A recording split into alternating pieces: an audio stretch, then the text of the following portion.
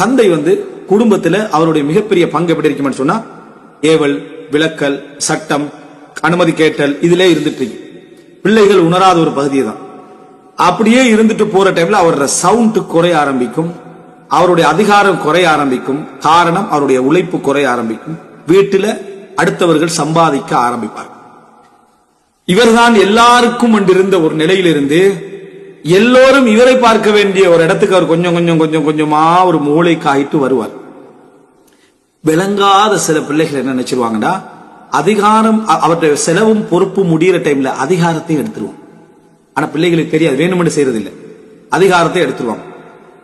அம்மா வாப்பாக்கு பசி, அம்மா வாப்பாக்கு டீ வேணும், அம்மா வாப்பாக்கு என்ன அது தேவை, இது தேவை, அவருக்கு மருந்து கொடுக்கணும், அது கொடுக்கணும், இதெல்லாம் செய்வாங்க.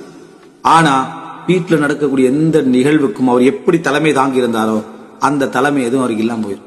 அவர் ஒரு மூளையிலிருந்து அந்த குடும்பத்தை பார்த்துக்கின்றிருப்பார். அவர் மூளையிலிருந்து அந்த குடும்பத்தை பார்த்துக்கின்றிருப்பாரு.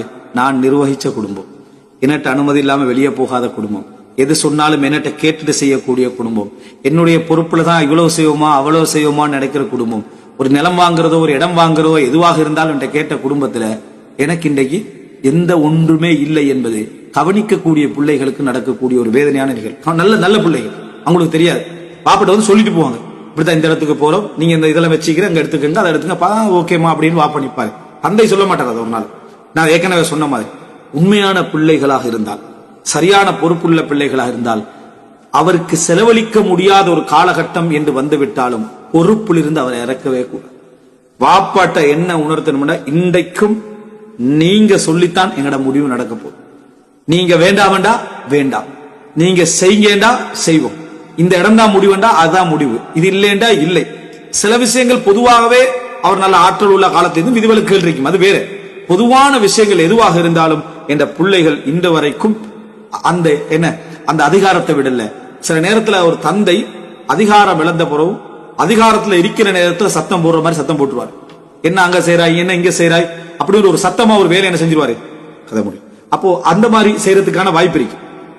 அப்போ அந்த மாதிரி சத்தம் போடுற டைம்ல ஏன்ப்பா சும்மா சத்தம் போடுறீங்கன்னு பிள்ளைகள் கேட்பாங்க. அந்த தந்தை டிஃபரெண்டா உணர்வார். ஒரு காலம் நான் சத்தம் போட்டா என்னை கிராஸ் பண்ணி கேட்கறதுக்கு யாரும் இல்லை. ஆனா இன்றைக்கு என்ன செய்யறாங்கடா, என்னை கவனிக்கக்கூடிய பிள்ளைகள் ஏமாப்பா சத்தம் போடுறீங்கன்னு கேட்கிறாங்கடா. நான் இப்ப அந்த தந்தையாக இல்லை. அப்ப அவர் முதலாவது உணர்ற விஷயம், என்கிட்ட பணம் இல்லை என்றது, என்னால முடியவில்லை. இப்ப நான் செலவழிக்கிறவன் அல்ல, மூத்த மகன் வந்துட்டான், அல்ல ரெண்டாவது மகன் செலவழிக்க ஆரம்பிச்சுட்டான், மருமகன் செலவழிக்க ஆரம்பிச்சிட்டான் என்பதனால இனி நான் சத்தம் போடக்கூடாது. அதனால பேர பிள்ளைய கூப்பிடுவாரு, என்ன அங்க பிரச்சனை பேத்துட்டீங்க புள்ளையிட்ட கேட்பார், என்ன சத்தம் போட்டுட்டீங்க. அந்த நேரத்துல வாப்பா விசாரிக்கிறார் என்று தெரிஞ்ச உடனே வைஃப் வருவது, என்ன புள்ளையிட்ட என்ன கேட்டுட்டீங்க, இல்ல நான் சும்மா பேசிட்டீங்க. எவ்வளவு வேதனை தெரியுமா அது. அந்த வீட்டுக்குள்ள நடக்கக்கூடிய ஒரு நிகழ்வை பேர புள்ளையிட்ட ரகசியமாக கேட்டு தெரிஞ்சு கொள்ள வேண்டிய இடத்துக்கு தந்தையை கொண்டு வந்துட்டு, பிர்ருல் வாலிதை, நாங்க எங்களோட உமாவை நல்ல முறையில் வச்சுக்கிறோம், வாப்பா நல்ல முறையில் வச்சுக்கிறோம், சிறப்பா தான் நாங்க வச்சுக்கிறோம் சொல்றதை விட ஒரு கேவலம் இருக்குமா? எத்தனையோ தந்தைமார்கள் வீட்டுக்குள்ள என்ன நடந்ததுன்னு அவருக்கு தெரியாது.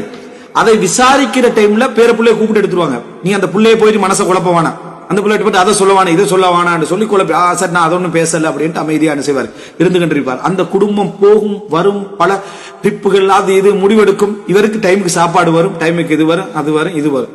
ஆனா கவனம் செலுத்துறாங்களாம் போன் பண்ணி, பாப்பாக்கு மருந்து கொடுத்தியா, பாப்பா கவனிச்சியா, அது செஞ்சியான்னு வைஃப் கேட்டுக்கொள்வார், தம்பி கேட்டுக்கொள்வார், அண்ணன் கேட்டுக்கொள்வார்.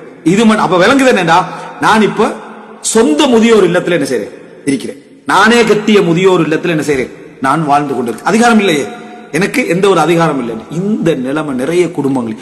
எந்த தந்தைக்கு அதிகாரம் இழந்த பின்னாலும் ஒருவர் அதே கம்பீரத்தை கொடுக்கிறாங்களோ, அதே அந்த உணர்வுகளை ஒரு தந்தைக்கு கொடுக்கிறாங்களோ, அந்த குடும்பம் தான் ஒரு சிறப்பான குடும்பம் என்றதை எப்பயுமே நம்ம புரிந்து கொள்ள வேண்டும்.